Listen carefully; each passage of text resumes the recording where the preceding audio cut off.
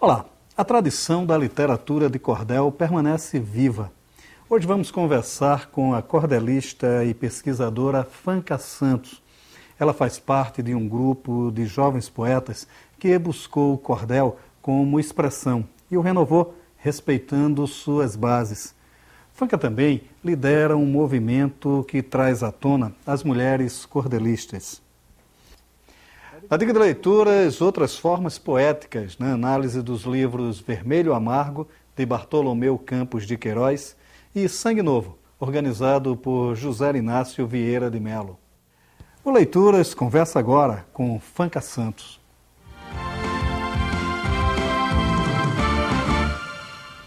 Fanca, você participa de dois movimentos que são interessantes do ponto de vista da cultura nordestina, né? E sobretudo aqui no Juazeiro, que é esse resgate da participação da mulher no universo do cordel e também uma certa renovação desse mundo do cordel, né?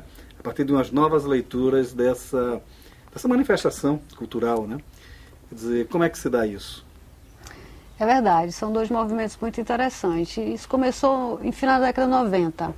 Mais ou menos em 1997 eu lancei um primeiro folheto, titulado A Mulher e o Cangaço. Foi um folheto que foi lançado num seminário internacional de Lampião, que foi organizado pelo Memorial Padre Cícero, naquela época, sob a coordenação do poeta, professor Abraão Batista. E o Hammurabi Batista, filho desse grande poeta, amigo meu de movimentos literários, a gente tinha um fanzine chamado Censurado, juntamente com o Júnior R. E ele, na oportunidade, já fazia folheto, já nos apresentava.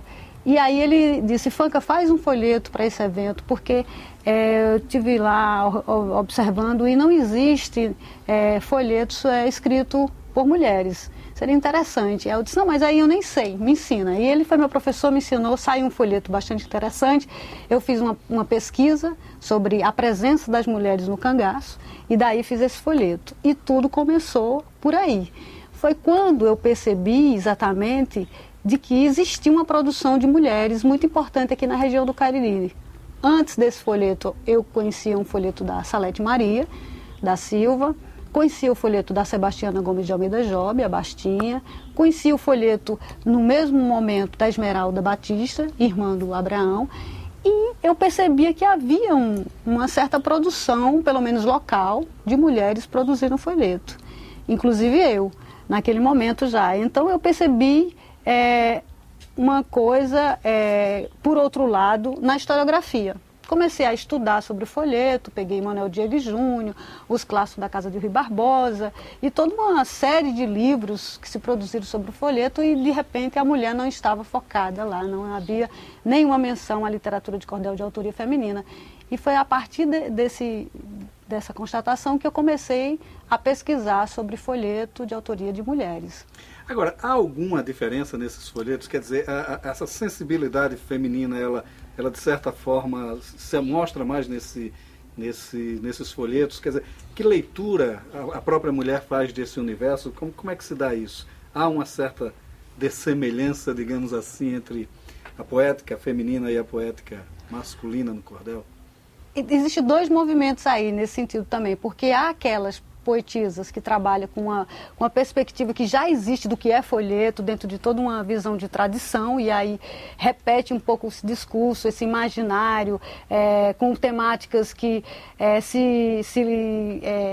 se generalizaram, como Lampião, como Padre Cícero, como Seca, e ficar falando de certa forma dos mesmos temas e com os mesmos, com uma certa linguagem semelhante. Isso existe.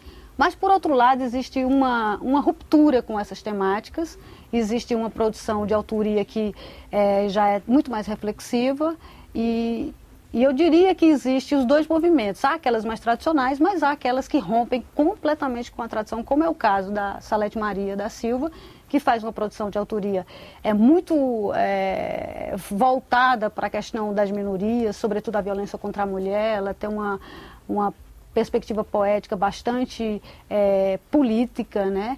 E traz também um estilo, uma estética muito arrojada também, diferenciada, com intertextualidade.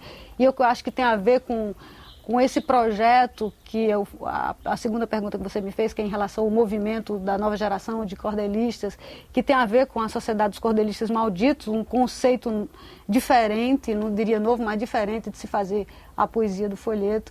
Eu acho que nesse caso a autoria feminina ela oscila entre essas duas perspectivas, uma perspectiva mais tradicional e uma bem contemporânea que rompe com esse imaginário.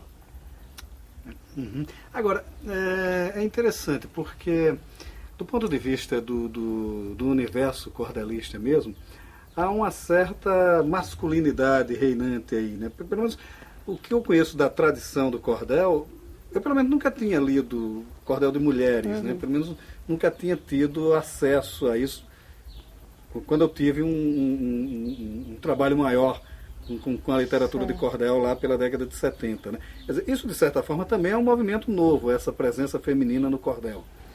Olha, quando eu comecei realmente a minha pesquisa, aí eu tive que viajar o Nordeste inteiro, fui também para o Sul, cheguei até ir na França, Holanda, enfim. E lá no acervo Cantel, na França, existe, eu achei folhetos da década de 50, de autoria feminina. Né? Mas o que acontece é que existe uma historiografia que, óbvio, falou de todo um poeta que já havia realmente publicado, mas se você for olhar para trás, aí você tem uma questão de gênero bastante interessante para ser discutida. Veja, as mulheres sempre cantaram. Cantaram para os seus filhos dormir, cantaram em algum lugar, mas muito no campo da casa, né? Mas elas cantaram, elas produziram. E estavam no mundo da oralidade. Não tiveram acesso quando chegaram as tipografias aqui no Nordeste, no início do século XX. Nesse momento, eram os homens que estavam no espaço público, foram os homens que publicaram. As mulheres não tiveram realmente como publicar, foi muito difícil. Mas, no entanto, existiam grandes cantadoras, violeiras que colocavam a viola nas costas e saía cantando. Chica Barroso é uma das, e tantas outras, a vovó Pangula, do Piauí. Mulheres cantavam com seus violões, com suas violas e tal, mas não publicavam. A publicação realmente ela se dá de forma muito mais forte a partir da década de 70. É um momento também onde a mulher conquista mais espaço, né, do trabalho e vai ser professora, ser jornalista, e ela consegue ter um emprego, consegue bancar a sua produção literária, né, produz e publica. Né? Mas a partir da década de 70, e mesmo assim toda a historiografia que vem posterior a isso é como se elas não produzissem. Mas em 70 você tem na Paraíba, já produzido em 74, a irmã do Tavares Clotilde Tavares produzindo, e uma série de poetisas que nesse momento eu não me lembro, mas já estava publicando. Em 80 e em 90 explode. No Nordeste inteiro, muitas mulheres produzindo. Aqui, sobretudo, no Cariri. Crato, Juazeiro Barbalha, muitas. Mas você conta